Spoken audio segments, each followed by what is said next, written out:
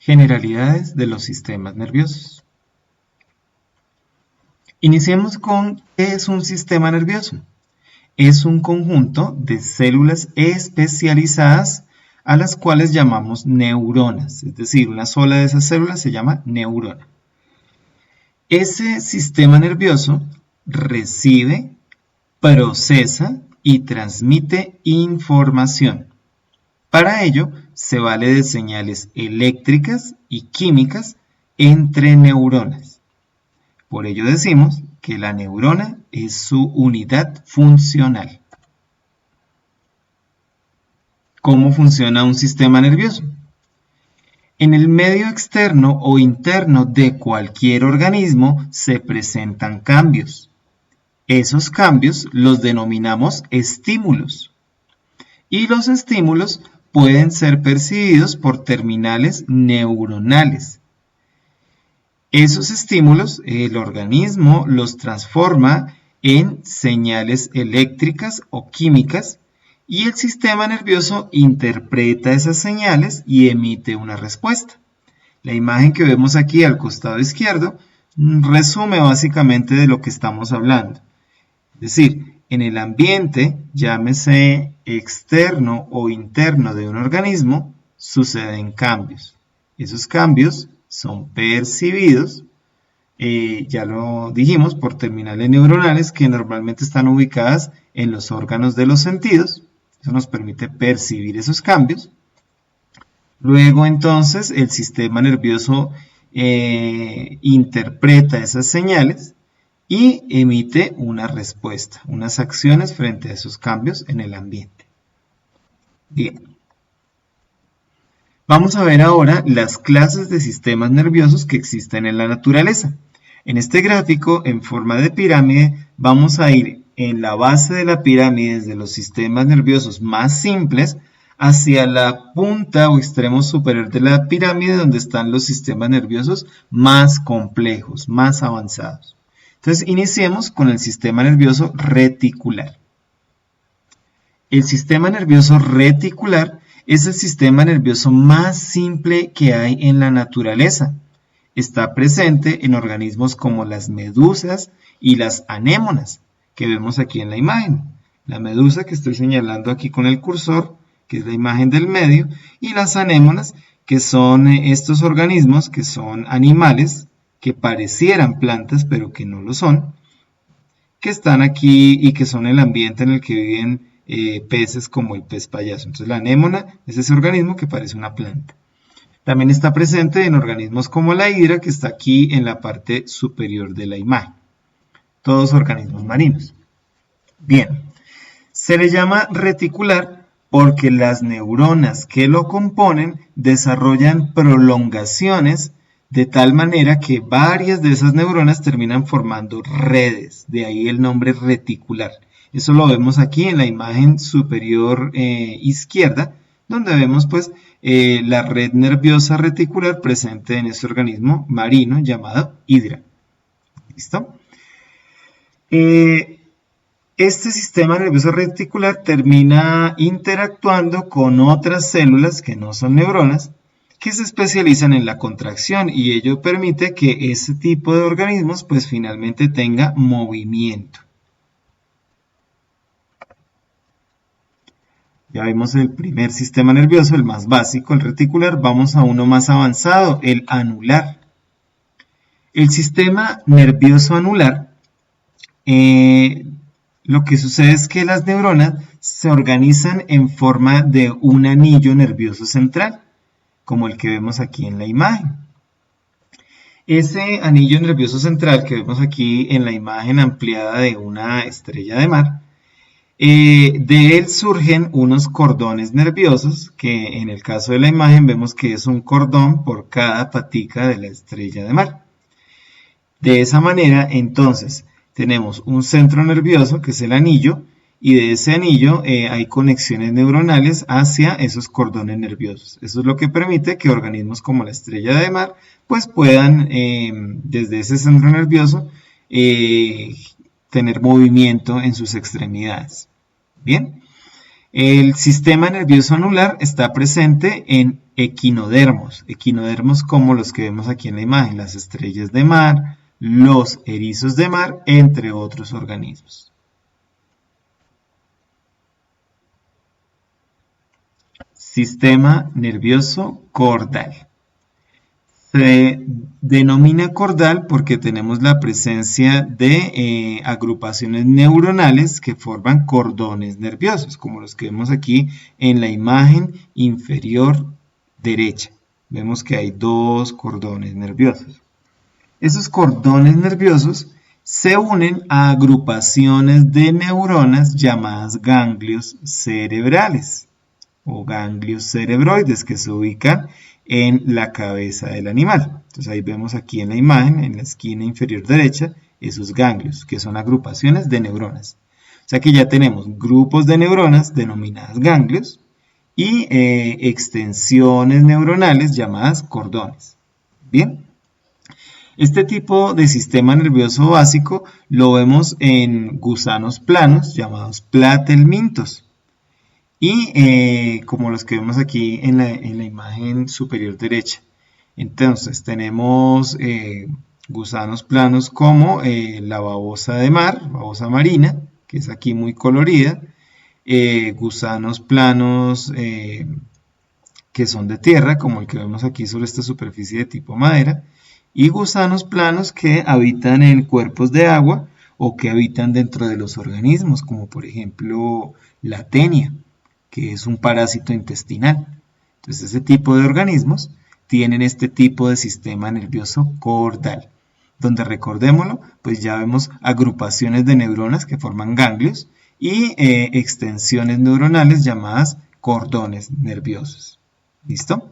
Además vemos que ya en estos organismos esas agrupaciones neuronales que forman los ganglios justamente coinciden con la formación de regiones fotosensibles, es decir, regiones que no podemos llamar ojos porque todavía no los tienen, sino que son regiones donde ya el organismo puede detectar la presencia de fotones y saber si está en un lugar oscuro o en un lugar iluminado. Pasemos al sistema nervioso ganglionar. El sistema nervioso ganglionar está presente en animales de cuerpo alargado y segmentado, o sea, como si estuviera partido en fracciones, como los anélidos, como las lombrices, y artrópodos, como los que vemos aquí en la imagen en la esquina superior izquierda. Tenemos que a ese grupo artrópodos pertenecen los insectos, pertenecen los arácnidos, como el escorpión, las arañas y las garrapatas, crustáceos como las langostas y los camarones, y miriápodos como los milpies y ciempiés. Bien, todos esos cuatro grupos forman parte de una gran familia llamada artrópodos. Y las lombrices hacen parte del grupo de anélidos. Entonces, ese tipo de organismos presentan ese sistema nervioso ganglionar. ¿Qué sucede con ellos? Que los cuerpos neuronales, es decir, estas neuronas, se agrupan formando estructuras que llamamos ganglios, así como sucedía con los gusanos planos. Esos ganglios, lo que tiene aquí de diferente es que se ubican en pares en cada uno de los segmentos del animal. Si miro aquí la imagen de los miriápodos, que es como la que más me sirve para explicar eso, vemos que estos organismos tienen segmentos, así mismo sucede con los insectos y con arácnidos y crustáceos. Entonces, en cada segmento, aquí con este esquema de una hormiga, en cada segmento se van formando esos ganglios, en este caso ganglios torácicos, ¿sí? Que son agrupaciones de neuronas. Bien, ahora, esos ganglios se comunican entre sí por haces o cuerdas de axones y terminan formando un cordón nervioso que recorre toda la longitud del cuerpo del organismo. Entonces hasta aquí, miren, hay pares de ganglios que van por cada segmento del organismo y esos pares de ganglios se conectan a través de haces de axones que forman un cordón nervioso. Finalmente, hacia la cabeza del animal, hacia la parte cefálica, los ganglios ya forman un cerebro primitivo, es decir, tenemos una mayor acumulación y una organización más compleja de las neuronas que terminan formando un cerebro primitivo en el organismo. Desde ese cerebro primitivo se proyectan estructuras sensitivas como las antenas y los ojos.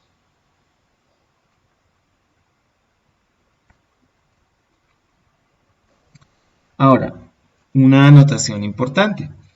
Muy seguramente algunos se habrán preguntado, bueno, ¿y qué pasa con organismos invertebrados como los pulpos o los calamares, que hemos escuchado que son animales bastante inteligentes? Resulta que en invertebrados que son más evolucionados, que su complejidad en el organismo es mucho mayor, las neuronas se concentran en una región cefálica. Ya hablamos de una cefalización de una cabeza, entonces aquí vemos en el caso de este pulpo que en medio de sus ojos está en un cerebro primitivo. Hablamos ya de un cerebro básico, ¿sí? Y de esa región cefálica, de ese cerebro primitivo, se desprenden cordones nerviosos que se conectan a las demás regiones del cuerpo. Entonces aquí vemos que de ese cerebro primitivo que está en medio de los ojos del pulpo, se desprenden al interior de sus tentáculos esos cordones nerviosos que le dan al pulpo control sobre esos tentáculos, sobre sus acciones.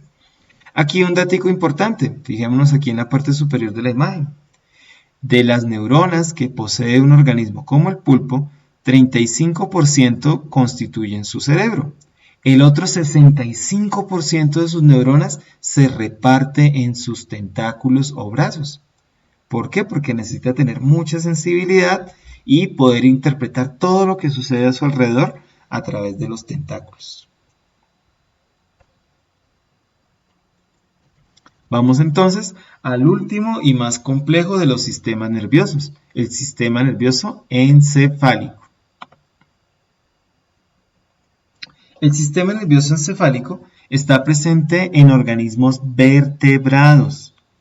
Es decir, organismos que tienen primero huesos y segundo presentan una columna vertebral, tienen un endoesqueleto, un esqueleto interno formado por huesos, ¿listo? Y como dijimos, tienen columna vertebral. Dentro de los vertebrados tenemos vertebrados de sangre caliente y vertebrados de sangre fría.